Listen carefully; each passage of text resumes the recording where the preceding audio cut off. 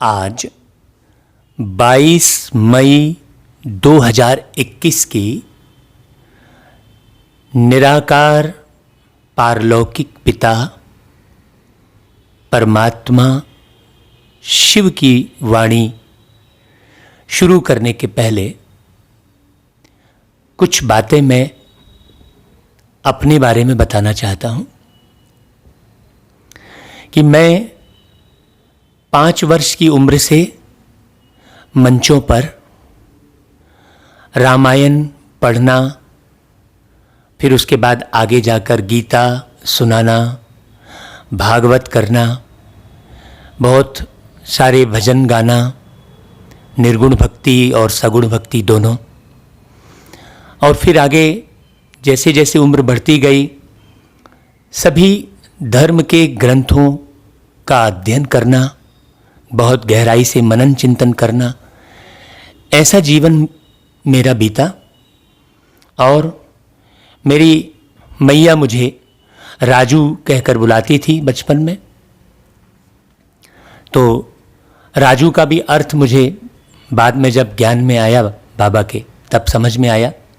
फिर उसके बाद स्कूल में मेरा नाम राजेश रखा गया, तो राजेश का अर्थ भी ज्ञान में आने के बाद समझ में आया कि ईश्वर के दिल पर राज करने वाला, राजधन ईश्वर।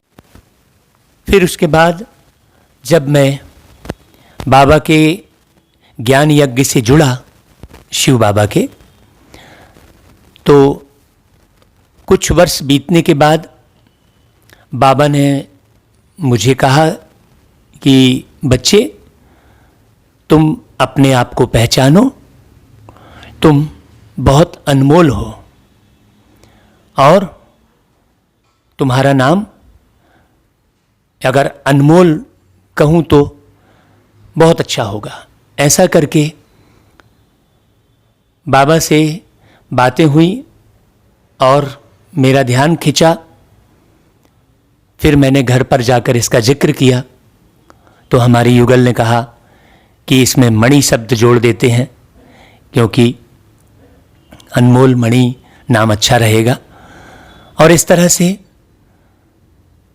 बाबा ने मुझे राजू से अनमोल मणि बना दिया।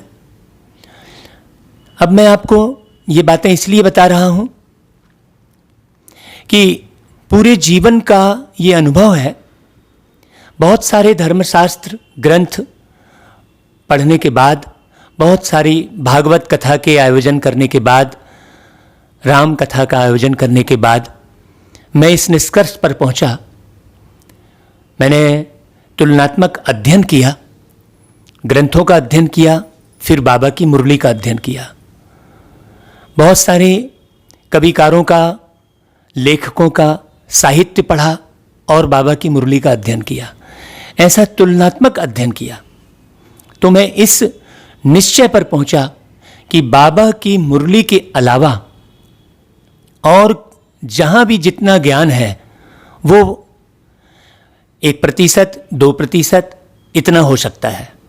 बाकी 100% सच्चा ज्ञान केवल एक सत्यम शिवम सुंदरम प्यारे बाबा की मुरली में है, जिसे हम मुरली कह रहे हैं। मुरली अर्थात ज्ञान वाणी, मुरली अर्थात एक बहुत अच्छा मधुर स्वर है ना भाई। जैसे मुरली में एक स्वर निकलता है बांसुरी में, उसे मुरली भी कहते हैं। तो मधुर स्वर जब कहलाएगा जब उस स्वर में सच्चाई हो, उन बातों में सच्चाई हो, ईमानदारी हो, पवित्रता हो, है ना, पारदर्शिता हो, तब वो सच्चाई कहलाएगी।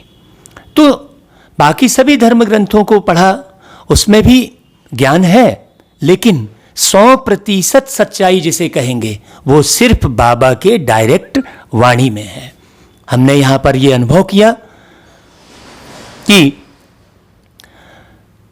बाबा की जो वाणी चल रही है उसमें 100% सच्चाई बिल्कुल होगी, क्योंकि वो डायरेक्ट परमात्मा धरती पर अवतरित होकर वो वाणी सुना रहे हैं।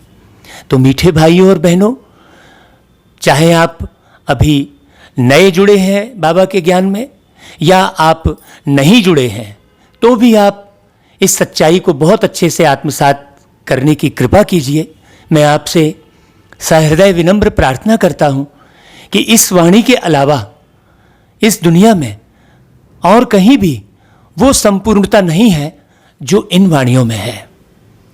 इसलिए प्रजापिता ब्रह्मा कुमारी ईश्वरी विश्वविद्यालय में जो ज्ञान सुनाया जा रहा है वही सत्य है, वही सत्य है, वही सत्य है, ये मैं दावे के साथ कह सकता हूँ।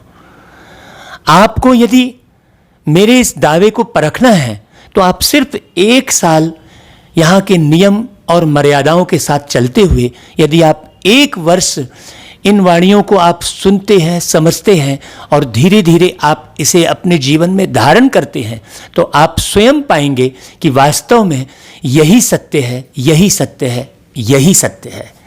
बस एक ही शर्त है कि आप यहाँ आने के बाद ब्रह्मा बाबा और हमारी परम आदरणीय दादियाँ, हमारी दीदियाँ और कुछ वरिष्ठ भाई बहनों के अलावा आप अन्य और किसी भी व्यक्ति को और यहाँ पर जुड़े लोगों को आप मत देखिए, उनके जीवन को मत देखिए।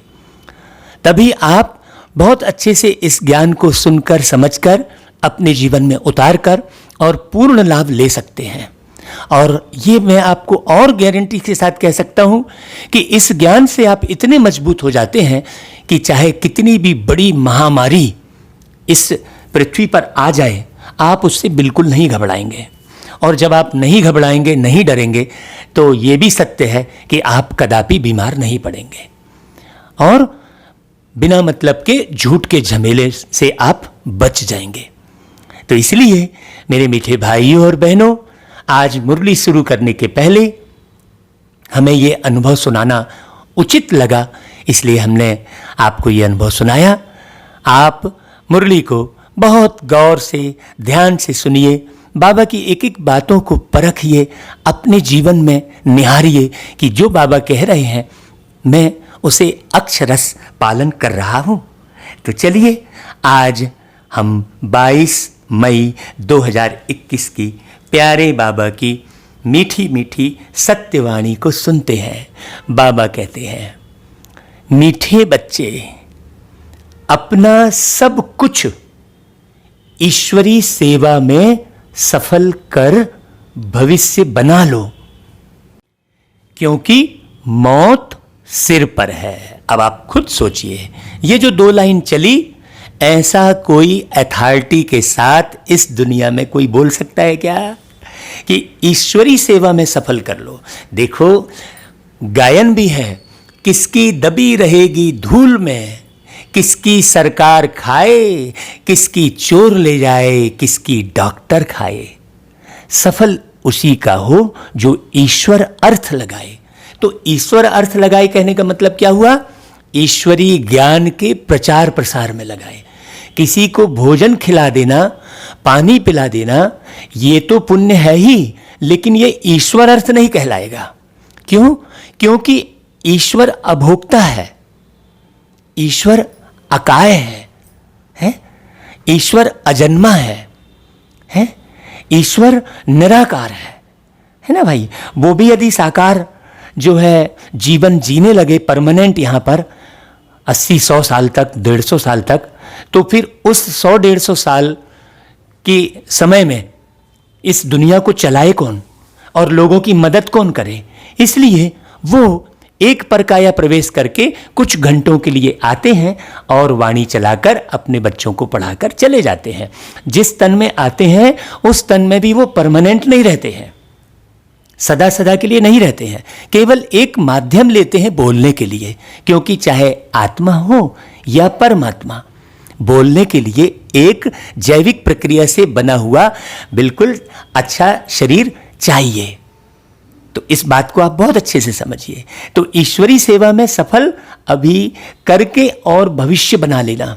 भविष्य बना लेना इसका मतलब ये हुआ कि भविष्य सदा ही बरकरार रहता है। भविष्य का कहीं कोई अंत नहीं है। भविष्य मतलब आप इसी एक ही जीवन का भविष्य आप ज्योतिष के पास जाकर देखते हैं, लेकिन वो ज्योति, आप ज्योतिष के पास जाते हैं तो एक जीवन के भविष्य के बारे में जानना चाहते हैं, लेकिन यदि आप ज्योति के पास जाएंगे तो आपका सदा सदा का भविष्य संवर जाता है। इसे आप गहराई से समझ लिए, है ना भाई।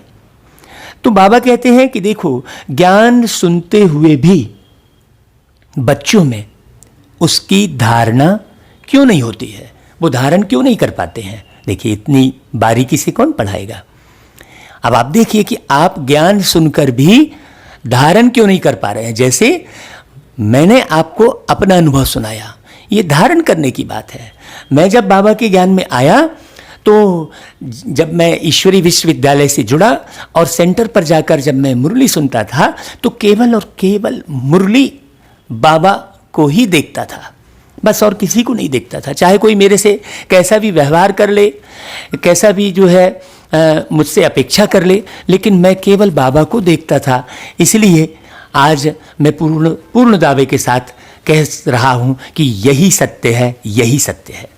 केवल ब्रह्मा कुमारी ईश्वरी विश्वविद्यालय, जो प्रजापिता ब्रह्मा कुमारी ईश्वरी विश्वविद्यालय, ये जो माउंट आबू में स्थापित है, बस उसके अलावा और कुछ नहीं। बाकी जब कभी भी कोई भी जो है कंपनी का हो, संस्था का हो, जब प्रसिद्ध होती है ना, तो उसके कई डुप्लीकेट निकल भी जाते हैं। तो हमें बहुत अलर्ट होकर ये ध्यान देना है। तो अब बताइए कि किन बच्चों को धारणा नहीं होती है। देखिए बाबा ने क्या कहा, क्योंकि विचार सागर मंथन करना नहीं आता है। हाँ, बस हाँ हाँ हाँ हाँ कह दिए, मुंडी हिला दिए, हाँ सच्चा है सच्चा है, जैसे मैं कह रहा हूँ यही सत्य है, तो आप हाँ हाँ ठीक है सत्य है करके आप चल पड़े। नहीं, आपको तुलनात्मक अध्ययन करने की बात भी हम कह रहे हैं, है ना भाई। आप दूसरे भी ग्रंथ उठाइए और भी संस्था से जुड़िए, जाकर आप देखिए और यहाँ भी देखिए, दोनों का तुलनात्मक अध्ययन कीजिए, फिर मानिए। इसका मतलब है विचार सागर मंथन कीजिए। बुद्धि योग और देह के संबंधों में लटका हुआ है। देह और देह के संबंधों में बुद्धि का योग लटका हुआ है, इसलिए धारणा नहीं होती। वही मैंने कहा ना कि जब हम इस विश्वविद्यालय से जुड़े तो हमने किसी व्यक्ति को नहीं देखा, सिर्फ बाबा और बाबा की मुरली को सुना, समझा और अनुसरण किया। बाबा कहते हैं कि पहले जब बुद्धि से मोह निकले तब कुछ धारणा भी हो। मोह ऐसी चीज है जो एकदम बंदर बना देती है। इसलिए बाप बच्चों को पहला पहला वायदा याद दिलाते हैं।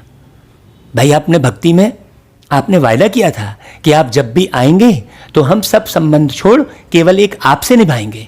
और आप गा रहे थे कि तुमेव माता च पिता तुमेव, तुमेव बंधु च सखा तुमेव, है तुमेव विद्या द्रविणम तुमेव, तुमेव सर्वम मम देव देवा।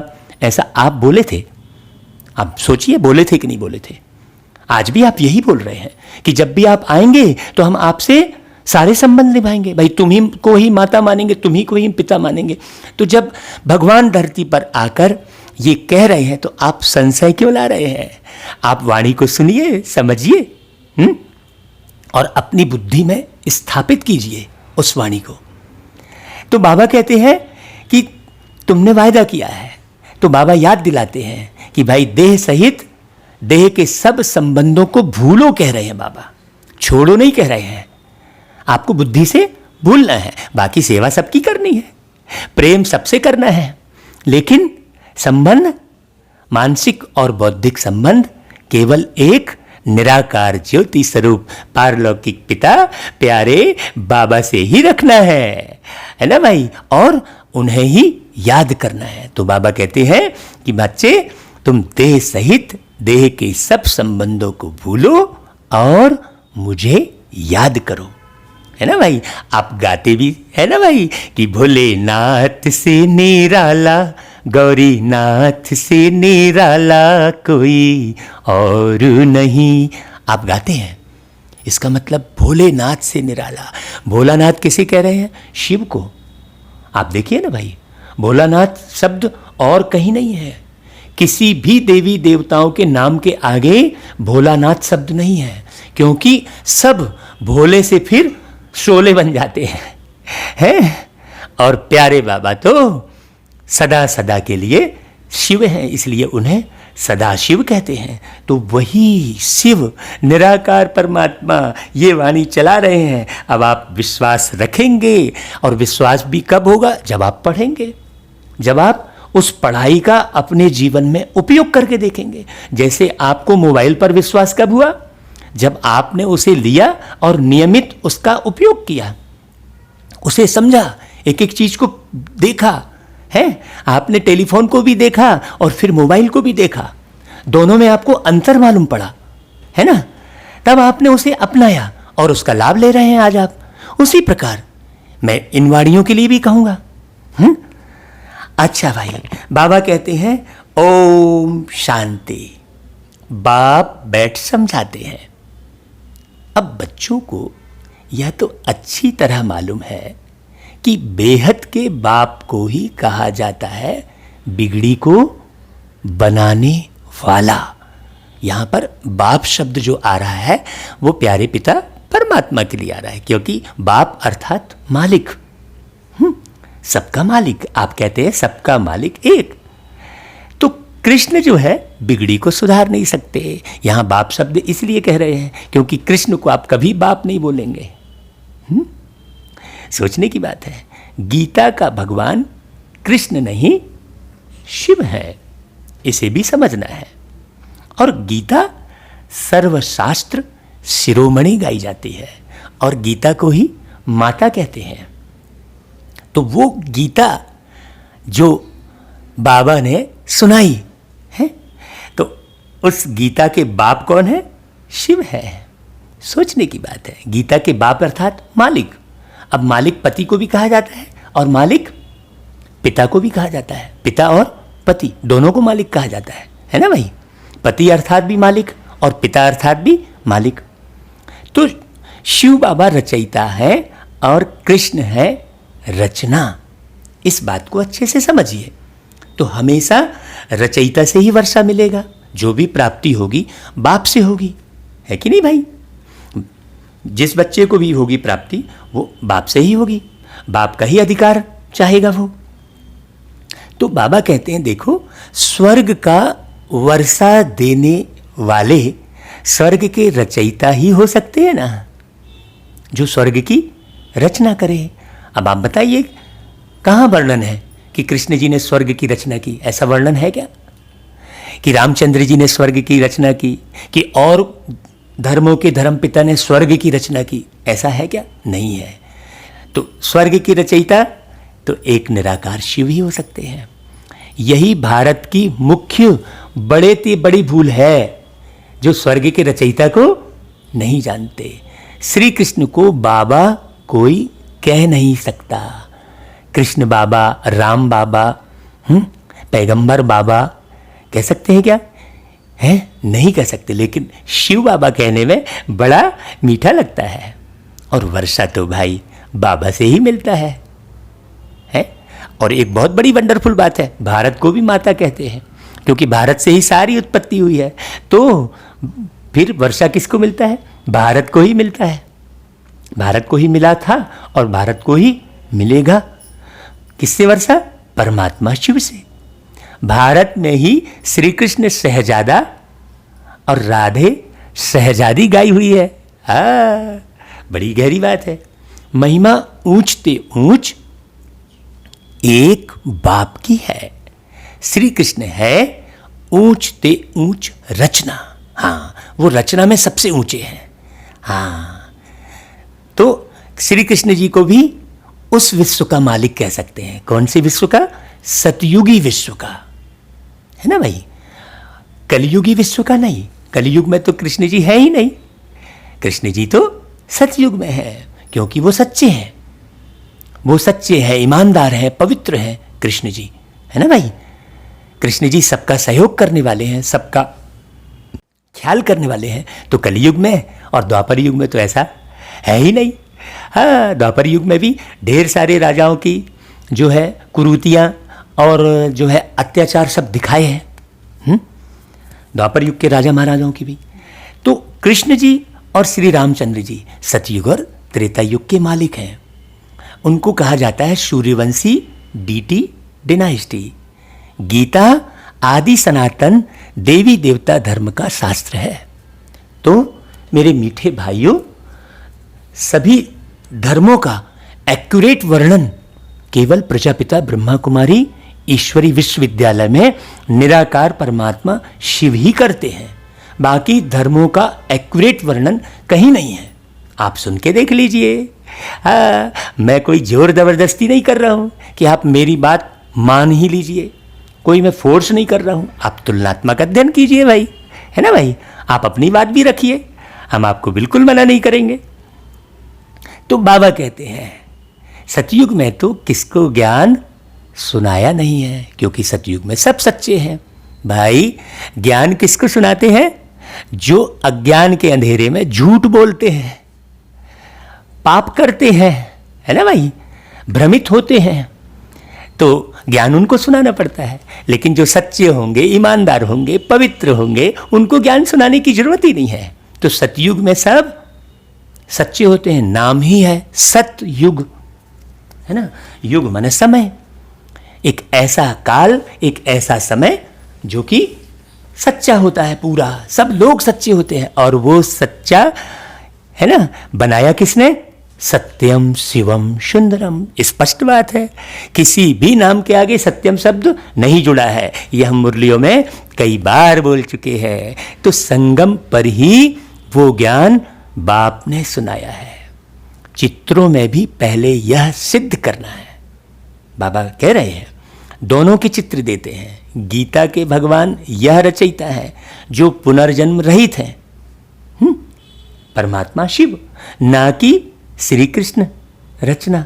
वो थोड़ी गीता के भगवान है। तुम जानते हो शिव बाबा ही हीरे तुल्य बनाते हैं। इसका मतलब श्री कृष्ण जी को क्या कहेंगे? श्री कृष्ण जी को गीता के पुत्र कह सकते हैं, है ना भाई। तो गाया भी जाता है हीरे तुल्य कौड़ी तुल्य। बच्चों की बुद्धि में यह रहना चाहिए कि बाप का फरमान है ये, तुम मुझे याद करो और वर्षे को याद करो। वह हैं बेहद के बाप, कृष्ण तो हैं हद के मालिक। भाई आप खुद ही कहते हो कृष्ण जी मथुरा वृंदावन, कृष्ण जी का जैसे ही नाम आया तो मथुरा वृंदावन कहेंगे, है ना भाई। लेकिन हद के मालिक हुए ना भाई, एक सीमित स्थान है। लेकिन पूरे विश्व के रचयिता तो एक शिव है भाई। बाबा कहते हैं भारत सब धर्म वालों का बड़ा तीर्थ है ना। बाबा कहते हैं कि भल विश्व के राजा बनते हैं श्री कृष्ण, शिव बाबा तो राजा नहीं है ना। गीता की वास्तव में बड़ी महिमा है, साथ साथ भारत की भी महिमा है ना भाई। क्योंकि भारत सब धर्म वालों का बड़ा तीर्थ है। सिर्फ कृष्ण का नाम डालने के कारण सारा महत्व उड़ गया है। इस कारण ही भारत कौड़ी तुल्य बन गया है। आप कृष्ण कृष्ण तो रट रहे थे, सच्चा ज्ञान नहीं होने के कारण क्या हो गया? कौड़ी तुल्य हो गया ना भाई। अभी पहले हीरे तुल्य था, हीरे जवाहरात के महल थे। अभी अभी आपने देखा कि सोमनाथ के मंदिर से कितने हीरे लूट के ले गए, तो हीरे तुल्य था ना भारत। अभी कहाँ है वो हीरे?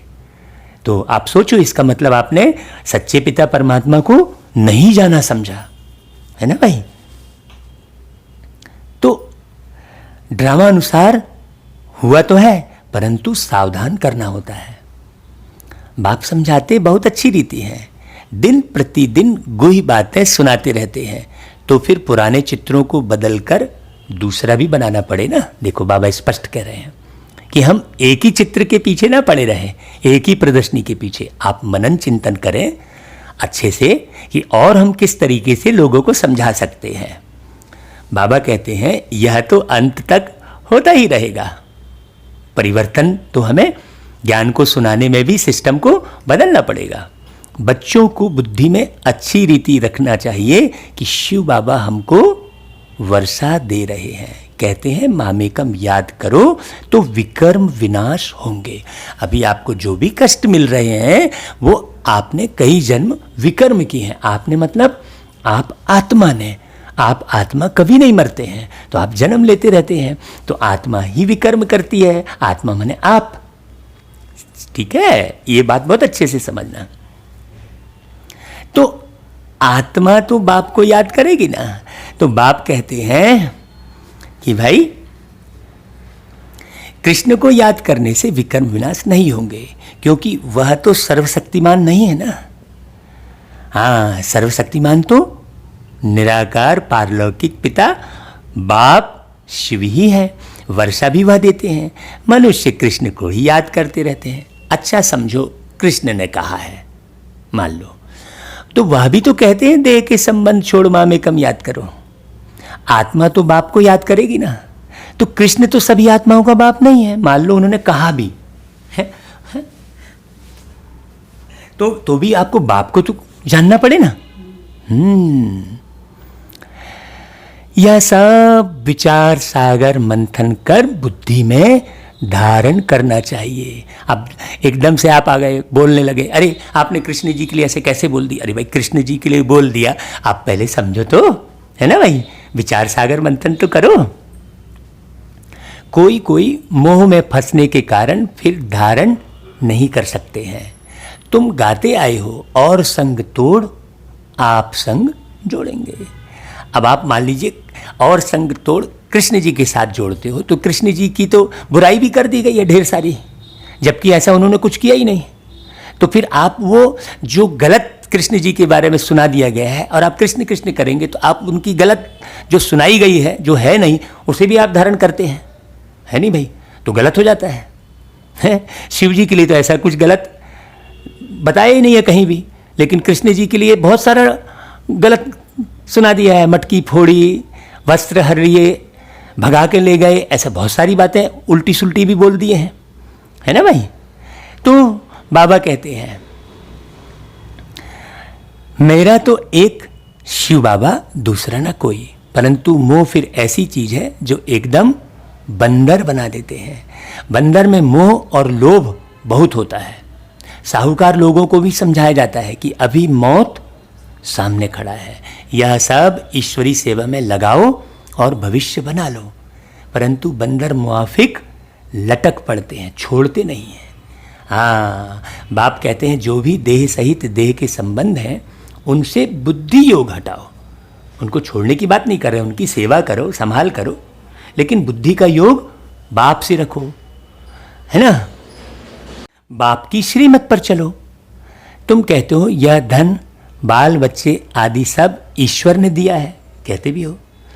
अब वह खुद आए हैं, कहते हैं तुम्हारा यह धन दौलत आदि सब खत्म हो जाना है, किनकी दबी रही धूल में, अर्थक्वेक आदि होगी, यह सब खलास हो जाएगा। बाद में आपको पश्चाताप होगा कि काश हम अच्छे कार्य में लगा लेते, फिर लगा नहीं पाएंगे। एरोप्लेन गिरते हैं, वह आग आदि लगती है, तो पहले पहले अंदर चोर घुसते हैं, जब तक पुलिस आए तब तक तो लूट के ले जाते हैं। हाँ, बड़ी गहरी बात बोल रहे हैं। तो बाप समझाते हैं बच्चे देहधारियों से मोह निकालना चाहिए, मोहजीत बनना है। भाई आपका विनाश होगा तो सब चोर लूट के ले जाएंगे, इससे अच्छा आप ईश्वरी सेवा में सफल कर लो ना भाई। देह अभिमान है सबसे पहला नंबर दुश्मन। देवताएं देही अभिमानी हैं। देह अभिमान आने से ही विकारों में फंसते हैं। तुम आधा कल्प देह अभिमानी रहते हो, 2500 साल तक तुम देह के भान में रहते हो। ऐसा कहाँ बताए भाई किसी ने कि 2500 साल तक हम आत्मा देह के भान में रहते हैं। तो बाबा कहते हैं देखो बच्चे, देहधारियों से मोह निकालना चाहिए। तुम आधा कल्प देह अभिमानी रहते हो, अब देही अभिमानी होने की प्रैक्टिस करनी पड़े ना भाई। जो भी मनुष्य मात्र हैं बिल्कुल ही इन बातों को नहीं जानते हैं। न परमात्मा को जानते हैं। आत्मा क्या है, परमात्मा क्या है, आत्मा कितने जन्म लेती है, कैसे पार्ट बजाती है, हम एक्टर से हैं, यह किसको भी पता नहीं है कि भाई हम एक एक्टर है, एक कलाकार है। इसलिए आरफन निधन के कहा जाता है। वह तो कह देते आत्मा ज्योति में लीन हो जाती है भाई, परंतु आत्मा तो अविनाशी है। जब ज्योति में लीन हो गई तो आप तेरह ही करके बुलाते भी तो हो उनकी याद में, है। ज्योति में लीन कैसे हो गई? ज्योति में लीन हो जाती तो एक दूसरे को तंग करते क्या? एक आत्मा दूसरे आत्मा को तंग कर रही होती है ना, कहते हैं इविल सोल, कहते भी हो आप, बुरी आत्मा। तो जब लीन हो गई तो फिर बुरी आत्मा कहाँ से आ गई है? प्रेत आत्मा कहते हो ना। तो कहते भी हैं आत्मा स्टार है, फिर भी समझते नहीं। आत्मा में ही 84 जन्मों का पार्ट नूंधा हुआ है। ये भी नहीं बात मालूम किसी को कि आत्मा में 84 जन्मों का पार्ट नूंधा है। हाँ, अभी एक मंदिर दिखाए थे वो द्वारका, वो उसमें पुरानी गोकुल करके, उसमें 84 खंबा दिखाए थे। अब ये 84 खंबा क्या है भाई? ये 84 खंबा, ये 84 बार शरीर लिए। शरीर भी तो एक खंबे की तरह है। आप गाते भी हो खंबे जैसी खड़ी है, वो गीत बना है। तो बाबा कहते हैं कि भाई आत्मा सु परमात्मा अगर कह दिया तो फिर बाप को तो बिल्कुल नहीं जान पाएंगे, है। तो आत्मा के लिए भी कहते हैं भ्रुकुटी के बीच में सितारा चमकता है। परमात्मा के लिए तो कुछ बताते नहीं है। उनको परम आत्मा कहा जाता है। वह भी परम धाम में रहते हैं, वह भी बिंदी है। सिर्फ पुनर्जन्म रहित है। आत्माएं पुनर्जन्म में आती हैं और परमात्मा सिर्फ एक ही बार आते हैं धरती पर। परमात्मा के लिए कहा जाता है ज्ञान का सागर, आनंद का सागर, पवित्रता का सागर, है ना भाई। देवताओं को यह वर्षा किसने दिया? बाप ने। सर्वगुण संपन्न, 16 कला संपूर्ण, इन देवताओं जैसा अभी कोई है नहीं। और ऐसा संपूर्ण किसने बनाया? अभी इसी मुरली के द्वारा प्यारे पिता परमात्मा ने। इसका मतलब अभी मानव शरीर में जितनी भी आत्माएं मुरली सुन रही हैं, वो मानव शरीर में कौन बैठी है? वो देव आत्मा बैठी है, लेकिन पहचान नहीं रही है अपने आप को, तो दुखी हो रही है बार बार। हाँ भाई, हमको तो पूरी पहचान हो गई भैया कि मैं इस शरीर में बैठी देव आत्मा हूँ। तो बाबा कहते देखो, उन्हों को यह वर्षा कैसे मिला यह कोई को पता नहीं। बाप ही आकर समझाते हैं। उनको ही ज्ञान का सागर, प्यार का सागर कहा जाता है। भाई प्यार के सागर है तो प्यार में वो कुछ ना कुछ तो देंगे ना। कोई भी व्यक्ति प्यार में डूबकर सामने वाले की फरमाइश पूरी करते हैं ना भाई। तो हमारी क्या फरमाइश है? हे प्रभु मुझे सुख दे दो, शांति दे दो, कह रहे थे ना। तो वो फरमाइश आपकी प्यार में डूबकर भगवान करेंगे ना भाई।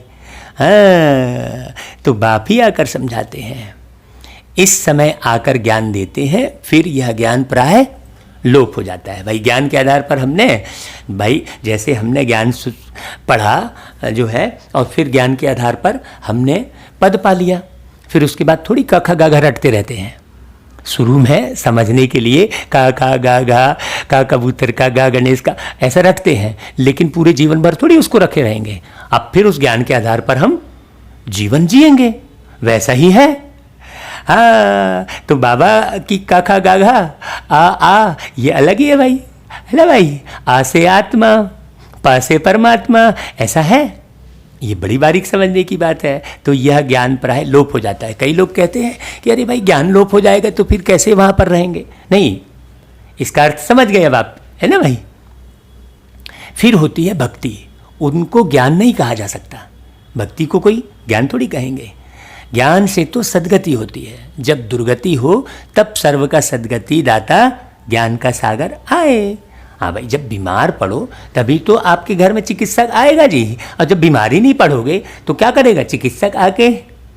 तो वो चिकित्सक भी बोलता है ना भैया, अरे भाई मैंने सब कर लिया, अब तो आप भगवान को याद करो। तो आपके अंदर जो विषय विकारों की बीमारी थी, जब पूरे बीमार पड़ गए तब वो चिकित्सक आया धरती पर, तभी आएगा ना भाई, ऐसे थोड़ी आ जाएगा। तो बाबा कहते हैं, हाँ भाई बाप ही आकर ज्ञान स्नान कराते हैं। वह तो पानी का स्नान है, उससे सद्गति हो नहीं सकती। यह थोड़ी बातें भी धारण करनी चाहिए। मुख्य जो अच्छे अच्छे चित्र हैं वह बड़े बड़े होने चाहिए, जो कोई अच्छी रीति समझ जाए, अक्षर बड़े अच्छे हों। चित्र बनाने वालों को यह बुद्धि में रखना चाहिए। किसी को भी बुलाना है निमंत्रण देकर कि आकर परमपिता परमात्मा का परिचय लो। अब आपको भाई किसी का परिचय लेना है तो इत्मीनान से लेना पड़ेगा ना, ऐसे हड़बड़ी करके आप किसी का परिचय थोड़ी ले पाते हैं।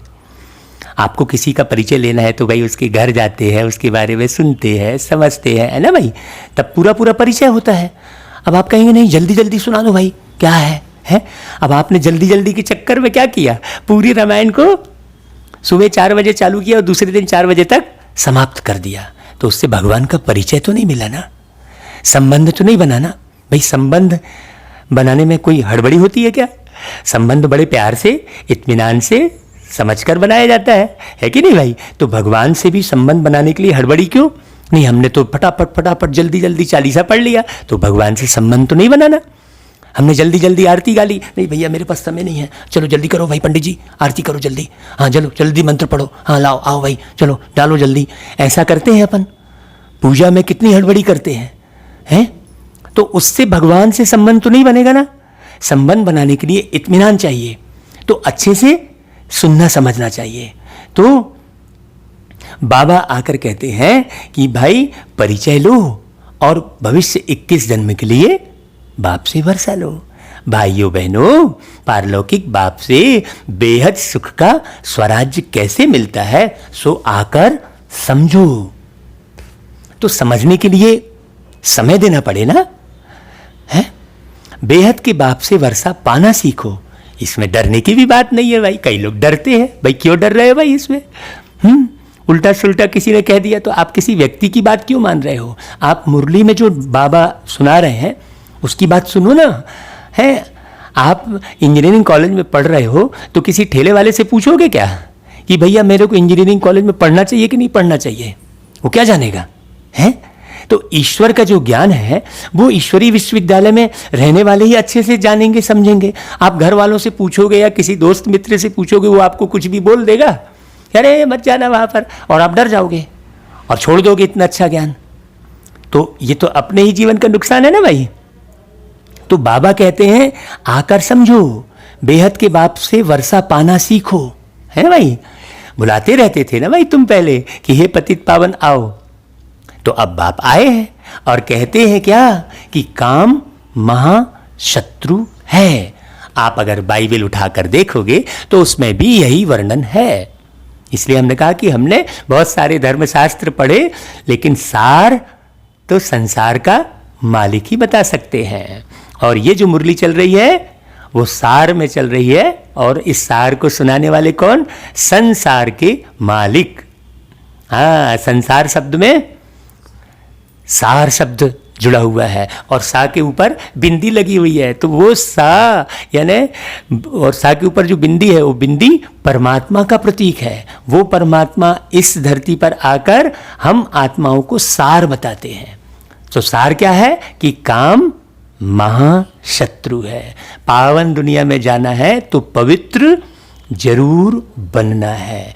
पतित उनको कहा जाता है जो विकार से जन्म लेते हैं। भाई परमात्मा तो विकार से जन्म नहीं लेते, परमात्मा तो डायरेक्ट अवतरित होते हैं, माने ऊपर से नीचे उतरते हैं, अवतार नहीं लेते हैं। अवतरित होने का मतलब अवतार लेना नहीं हुआ। तो सतयुग त्रेता में विष होता नहीं, विषय विकार होता नहीं। उनको कहा ही जाता है संपूर्ण निर्विकारी दुनिया, इसलिए कृष्ण जी को निर्विकारी कहते हैं, विकार है ही नहीं।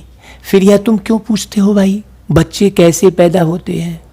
भाई तुम पहले निर्विकारी तो बनो, बच्चा फिर जैसे होना होगा वैसे होगा। हाँ, अभी भी तुम क्या बच्चे का निर्माण देख रहे हो क्या कि कैसे हो रहा है? अभी भी तुम जान रहे हो क्या कि बच्चे कैसे निर्माण हो रहे हैं, आँख कैसे बन गई, मालूम है क्या तुमको? तो फिर सोचने की जरूरत ही नहीं है, आप पहले निर्विकारी तो बनो, हैं? बाबा कहते हैं तुम यह पूछते ही क्यों हो? तुम बाप को याद करो तो जन्म जन्मांतर के विकर्म विनाश हो जाए। यह है ही पाप आत्माओं की दुनिया। तो पहले तुम बाप को तो याद करो और अपने जन्म जन्मांतर के विकर्म को विनाश करो। क्यों?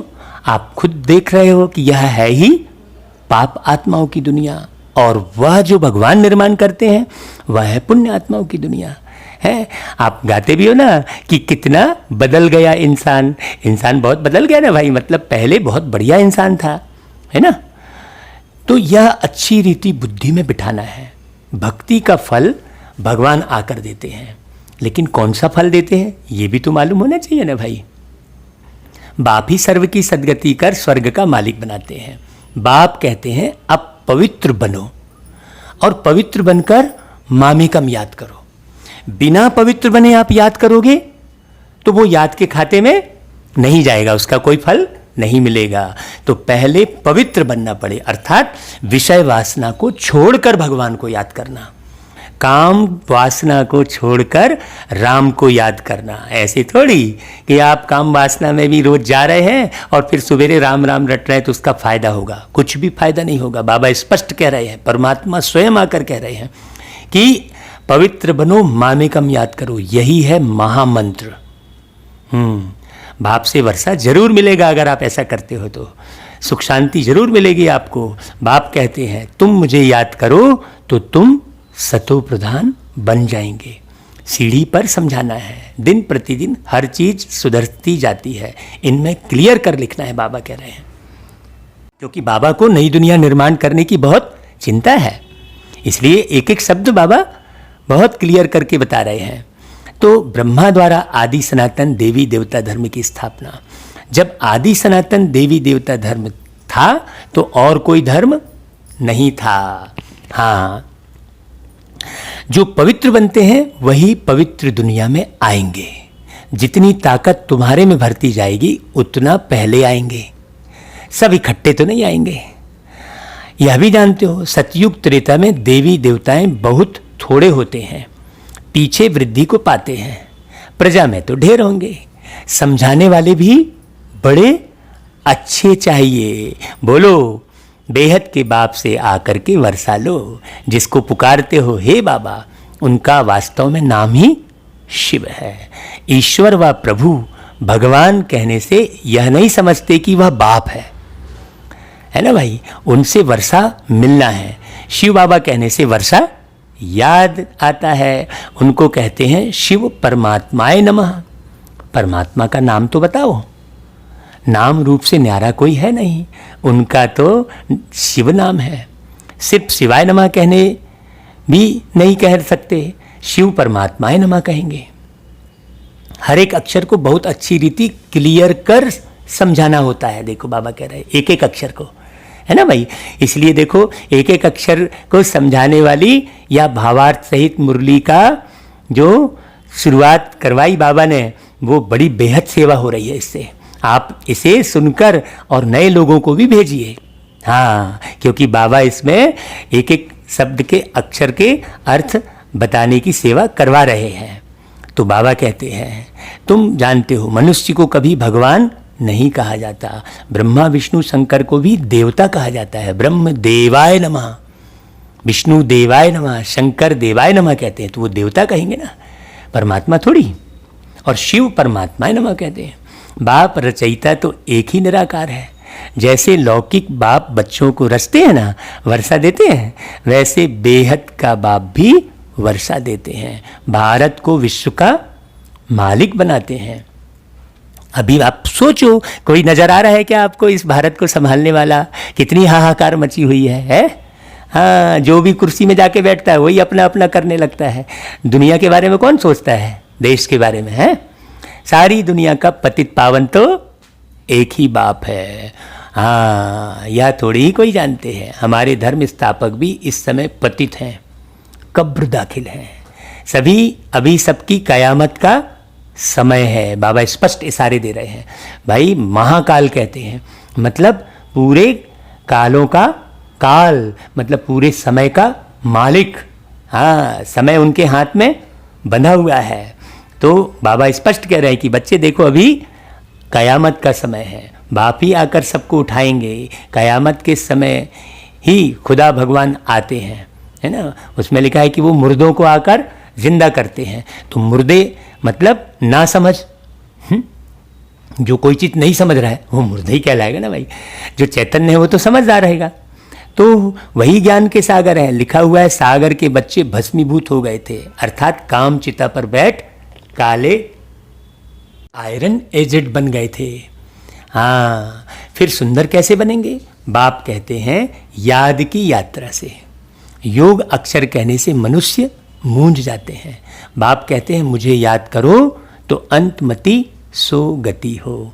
कितना सहज समझाते हैं, फिर भी यह बातें बुद्धि में क्यों नहीं बैठती हैं? क्योंकि देह अभिमान बहुत है, इसलिए धारणा नहीं होती है। बाबा बड़ी अच्छी युक्ति बताते हैं। बेहद के बाप ने जिसको याद करते हैं उसने क्या आकर किया? भाई आप याद करते आए तो क्या आकर किया? उसने भारत को स्वर्ग बनाया था। हद का वर्षा तो जन्म जन्मांतर लेते आए हो। अब जो है एक मकान बनाना है तो भगवान को बोलोगे, हैं बच्चे चाहिए तो भगवान को बोलोगे, ऐसा थोड़ी है। भगवान तो तुम्हें स्वर्ग का वर्षा दे रहा है। अब बेहद के बाप से 21 जन्म का वर्षा ले लो। सतयुग त्रेता में देवताएं राज्य करते थे, सूर्यवंशी फिर चंद्रवंशी, सो वैश्यवंशी फिर शूद्रवंशी। हाँ, 100 अक्षर डालने से सिद्ध होता है कि वही पुनर्जन्म लेते हैं, वर्णों में आते हैं। बाप समझाते हैं तो सबको, परंतु तुम सम्मुख बैठे हो तो खुश होते हो। जो सुनेगा वो समझेगा। कोई कोई की तकदीर में नहीं है तो सर्विस करते नहीं है। सर्विस करेंगे तो नाम होगा। कहेंगे बाबा की बच्चियां कितनी होशियार हैं, सब काम करती हैं, हमको स्वर्ग की बादशाही का वर्षा देती हैं, यह बखर भी देती हैं। यह चित्र है अंधों के आगे आईना। इसमें जादू आदि की तो कोई बात ही नहीं है भाई, ज्ञान है। अब लोग कहते हैं भाई जादू करते हैं। पवित्रता की ही मुख्य बात है। समझते हैं यह अंतिम जन्म है, स्वर्ग में चलना है तो पवित्र जरूर बनना है। विनाश सामने खड़ा है, पावन जरूर बनना पड़े। सन्यासी घर बार छोड़ते हैं काहे के लिए? पावन बनने के लिए ना भाई। बाप कहते हैं विनाश सामने खड़ा है, मुझे याद करो तो बेड़ा पार हो जाए। अच्छा भाई, मीठे मीठे सिकिलधे बच्चों प्रति माता पिता बाप दादा का याद प्यार और गुड मॉर्निंग। रूहानी बाप की रूहानी बच्चों को नमस्ते, और हम रूहानी बच्चों की रूहानी माता पिता बाप दादा को याद प्यार गुड मॉर्निंग और नमस्ते बाबा। अच्छा भाई, धारणा के लिए सार। विनाश के पहले अपना सब कुछ सफल करना है। यह कयामत का समय है, इसलिए पावन जरूर बनना है। आप सब कुछ सफल करने की प्रेरणा जब हासिल करेंगे जब आप पूरा पावन बनेंगे। नहीं तो आप जब तक पूरा पावन नहीं बनेंगे तब तक कहीं ना कहीं बुद्धि अटकी रहेगी। हाँ, सब कुछ बाबा का है, बाबा जैसा चलाए चलना है। हाँ, बहुत अच्छे से। दूसरी पॉइंट, देहधारियों से मोह निकाल, मोहजीत बनना है। देह अभिमान जो पहला नंबर दुश्मन है, उस पर विजय पानी है। भाई कैसे विजय पाएंगे? जब आप पवित्र रहेंगे। देह को देखना ही अपवित्रता है। तो यदि आपको रिश्ते नाते बुद्धि में याद आ रहे हैं तो वो अपवित्रता कहलाएगी। हाँ, क्यों? क्योंकि रिश्ते नाते देह के साथ जुड़े हुए हैं। तो जो भी रिश्ते नाते यदि आपको याद आते हैं तो वो याद आना ही अपवित्रता है। हाँ भाई, किसी व्यक्ति को सुख पहुंचाना, उसका ख्याल रखना अलग बात हो गई है, लेकिन उसकी याद में तड़फना, उसकी याद में दुखी होना, ये देह अभिमान के अंतर्गत आएगा। ठीक है भाई, तो मोहजीत बनना है। और सब संग तोड़ बाप से बुद्धि का योग जोड़ना है। बुद्धि का योग माना संबंध। बुद्धि का संबंध आपका किससे रहे? बाबा से। जो हमने पहले ही मुरली शुरू करने के पहले कहा कि आप सुनो किसकी? बाबा की। अच्छा भाई, फिर वरदान। मनन शक्ति द्वारा शक्तिशाली बन, विघ्नों के फोर्स को समाप्त करने वाले सर्व आकर्षण मुक्त भव। देखिए, जब तक आप किसी भी बात पर मनन चिंतन नहीं करते हैं, उसकी गहराई को आप समझ नहीं पाएंगे। इसलिए हर एक बात पर मनन करना, ऐसे नहीं कि किसी ने कहा भैया तुम्हारा कान तो कौआ ले गया, तो कौआ के पीछे भाग रहे हैं। पहले अपना कान तो देखो भाई, है कि ले गया कि नहीं ले गया। और मान लो आप कौए के पीछे भाग भी गए, ले भी गए, तो आप पकड़ तो पाएंगे नहीं, वो तो उड़ के भाग गया। सीधी सीधी बात की, अपने कान को संभालो भाई, है। तो ऐसे ही दुनिया में कोई भी हवा उड़ती है तो बस उसी के बारे में लोग उसका मनन चिंतन करना शुरू कर देते हैं, जबकि कोई औचित्य नहीं है, देखा नहीं है, केवल सुना। हाँ, कहीं की भी लाशें दिखा दिए वीडियो में तो उसको सच्चा मान लिए, किसी ने किसी की भी वीडियो दिखा दिया तो सच्चा मान के घबराने लग गए, डरने लग गए, हैं। तो ये विघ्नों के फोर्स को आप कैसे समाप्त करेंगे? मनन शक्ति के द्वारा। आप विचार कीजिए उस पर, देखिए अच्छे से। और ये विचार करने की विशेषता कब आएगी? जब आप परमात्मा की वाणी को नियमित सुनेंगे, समझेंगे। तो वर्तमान समय मनन शक्ति द्वारा आत्मा में सर्व शक्तियां भरने की आवश्यकता है। ये शक्ति ना होने के कारण हड़बड़ा जाते हैं आप, दुखी हो जाते हैं, जल्दी से बेचैन हो जाते हैं। अब क्या करें, कैसा करें, ऐसा आप विचार नहीं करते हैं उस पर। तो अभी शक्तियां भरने की आवश्यकता है। इसके लिए अंतर्मुखी बन, हर पॉइंट पर मनन करो। हाँ, अंतर्मुखी बन माने अपने अंतर के मुख को देखो, अपने मुख को देखो कि आप कैसे हैं, और मनन करो कि हम कहाँ तक कौन सी बात को कितना समझे हैं और समझकर हम कितना धारण कर रहे हैं। फिर मनन करो तो मक्खन निकलेगा और फिर शक्तिशाली बन जाएंगे। ऐसी शक्तिशाली आत्माएं अतीन्द्रिय सुख की प्राप्ति का अनुभव करती हैं। फिर उन्हें किसी भी प्रकार का शारीरिक सुख जो है आकर्षित नहीं करेगा, या शारीरिक दुख भी विचलित नहीं करेगा, है ना भाई। हाँ, वो अतीन्द्रिय सुख में की प्राप्ति के अनुभव में रहेंगे। उन्हें अल्पकाल की कोई भी वस्तु अपने तरफ आकर्षित नहीं कर सकती। उनकी मगन अवस्था द्वारा जो रूहानियत की शक्तिशाली स्थिति बनती है, उससे विघ्नों का फोर्स समाप्त हो जाता है। हाँ, वो धैर्यवत बाबा को याद करेंगे, सहनशील होंगे, एक एक बात को समझेंगे, रिसर्च करेंगे। ऐसा नहीं कि थोड़ा सा कोई भी जो है लक्षण दिखाई दिए तो फट से हमने उस बड़ी बीमारी के बारे में सोचना शुरू कर दिए, हैं। नहीं, वो रिसर्च करेंगे अच्छे से, है ना। चाहे वो शारीरिक बातों पर, चाहे मानसिक बातों पर, चाहे संसार की बातों पर, हर बात में अच्छे से रिसर्च करेंगे। इसलिए हमने पहले की मुरलियों में कहा था कि आप जो मुरली सुन रहे हैं उसे रिसर्च करते हुए सुनिए। और रिसर्च किसका कीजिए? स्वयं का। उस रिसर्च में स्वयं को सर्च करो, मतलब स्वयं को ढूंढो कि तुम कहाँ खड़े हो, कहीं भटक तो नहीं रहे हो। है कि नहीं भाई? ऐसी बात है तो बहुत अच्छे से ज्ञान को कम से कम दिन भर में 3 बार तो सुन ही लेना चाहिए भाई। जैसे आप शरीर का भोजन 3 बार तो लेते हो ना भाई। सुबह नाश्ता लेते हो, दोपहर को लंच लेते हो और शाम को डिनर लेते हो।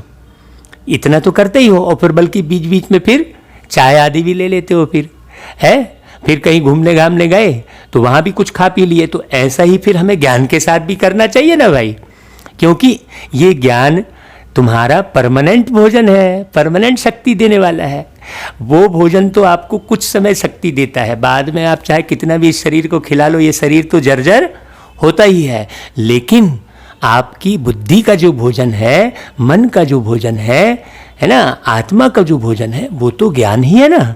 तो इस ज्ञान को भी हमें कम से कम 3 बार, वैसे तो 5 बार कहा है बाबा ने, क्योंकि आप निश्चित रूप से बीच बीच में थोड़ा बहुत खाते हो तो 5 बार तो खा ही लेते हो आप, है ना भाई। तो कम से कम आप 3 बार तो इसे पूरा पूरा सुनो, है कि नहीं भाई। तो भाई जो ये पक्का कर रहे हैं कि हम इन मुरलियों को 3 बार सुनेंगे। यदि आप एक मुरली 1 बार सुने और दूसरी बार आपको लगता है कि नहीं हम कोई दूसरी सुने, तो आप दूसरी सुन लीजिए, कोई पुरानी तारीख की मुरली सुन लीजिए भाई, है कि नहीं। लेकिन भोजन तो आप 5 बार तो कम से कम कीजिए आत्मा का भोजन, है कि नहीं भाई? हाँ, भोजन में भी आप वैरायटी करते हो, है ना, नाश्ते में अलग टाइप से करते हो, तो यहाँ भी आप मुरली को चेंज कर लीजिए, है, ऐसा करना चाहिए। अच्छा भाई, फिर बाबा स्लोगन बोलते हैं, ब्राह्मण संसार में सर्व का सम्मान प्राप्त करने वाले ही तख्त नसीन बनते हैं। ब्राह्मण संसार में सर्व का सम्मान प्राप्त करने वाले, हाँ, ये बड़ी गहन गंभीर बात है। ब्राह्मण संसार किसे कहेंगे और सम्मान किसे कहेंगे, इस पर आप चिंतन करिएगा। बाबा कोई भी बात स्थूल नहीं करते हैं, क्योंकि बाबा अशरीरी हैं, अकाय है, अजन्मा है, तो कोई भी बात स्थूलता में बाबा की नहीं रहती है। इसलिए बाबा इशारों में बात करते हैं, क्योंकि बाबा को देवी देवता धर्म की स्थापना करनी है। तो कहा जाता है कि समझाने पर जो समझे वो मनुष्य, और इशारों पर जो समझे वो देवता, और जो समझाने पर भी ना समझे वो शैतान। सीधी सी बात है ना भाई? शैतान जो है समझाने पर भी नहीं समझता, और मनुष्य थोड़ा बहुत समझाने पर समझ जाता है, लेकिन इशारों में कौन समझता है? देवी देवता बनने वाली आत्मा इशारों में समझती है। तो बाबा की जो भी पॉइंट चलती है उसमें बाबा पीछे से कुछ ना कुछ इशारा होता है, उसमें उन इशारों को समझना है, बाबा की भावनाओं को समझना है, बाबा की दिल की आवाज़ को सुनना है। हाँ, बाबा ब्रह्मा के मुख से जो बोल रहे हैं उसके पीछे बाबा की दिल की आवाज़ क्या है? तो जो बाबा की दिल की आवाज़ को सुनेगा, बाबा के दिल की बातों को समझेगा, वो बाबा का दिल तख्त नशीन सो राज्य तख्त नशीन बनेगा, ये बाबा ने कहा है। और आप बाबा की जो व्यक्त वाणी है उनको सुनने के साथ साथ आप एक अव्यक्त वाणी रोज पढ़ने या सुनने का जरूर पुरुषार्थ करें। अगर आपके पास अव्यक्त वाणी नहीं है तो YouTube पर रविवार की जो वाणियाँ चलती हैं वो अव्यक्त वाणी कहलाती है ना भाई? तो एक अव्यक्त वाणी सारे दिन में जरूर सुनिए, क्योंकि अव्यक्त वाणी जो है स्पेशल विटामिन है, प्रोटीन है, ताकत देने वाली अलग वाणी है। वो एक एक बात बाबा ने बारीकी से उसमें समझाई है। और आप किसी की भी क्लास सुनते हैं तो वो आत्मा की क्लास कहलाती है, लेकिन यदि आप मुरली को सुनते हैं तो वो डायरेक्ट परमात्मा की वाणी होती है। तो परमात्मा की जो वाणी है वो आपको शक्ति 100% देती है, लेकिन आप उस तरीके से पवित्र बनकर अगर सुनते हैं तो ही फायदा होता है। तो बाबा का एक ही स्लोगन है कि पवित्र बनो, राज योगी बनो। मतलब जब तक आप पवित्र नहीं बनेंगे तब तक आपको राज अर्थात रहस्य समझ में नहीं आएगा, है ना? रहस्य का योग आपको समझ में नहीं आएगा। किन बातों का कौन सा संबंध किस रहस्यमयी बातों से है, ये समझने के लिए आपको पवित्र बनना पड़े। तो पवित्रता किसे कहते हैं? दुनिया में जो है खूब विषय विकार में जाते हैं, फिर नहाने धोने को पवित्रता कह लेते हैं, है ना? गंगा में नहा लिए, पानी से स्नान कर लिए तो पवित्र हो गए समझते हैं। नहीं, पवित्रता कहते हैं जब आप विषय विकारों से मुक्त हो जाएं, हाँ, उसे पवित्रता कहेंगे। तो इसकी बहुत सूक्ष्म पढ़ाई बाबा ने हर मुरलियों में पढ़ाई है। इसलिए मैं आपसे विनम्र गुजारिश करूंगा कि एक भी मुरली आप न छोड़ें, पूरा पूरा सुने, समझें और धारण करने की प्रक्रिया को देखें। अच्छा भाई, ओम शांति। वैसे तो क्लास बहुत लंबी हो सकती है, एक एक बात की बड़ी गहराई है, लेकिन हम चाहते हैं कि कुछ मनन चिंतन आप भी करें और एक दो लाइनों में कमेंट्स भी लिखें। अभी कुछ भाई बहन लोग अच्छे कमेंट्स लिख रहे हैं, ज्ञान की कुछ बातें जवाब में लिख रहे हैं, उनको हम बहुत बहुत बधाई देते हैं, शुभकामनाएं देते हैं, धन्यवाद करते हैं। अच्छा भाई, फिर कल मिलेंगे बाबा की 23 मई की वाणी के साथ। तब तक के लिए अलविदा।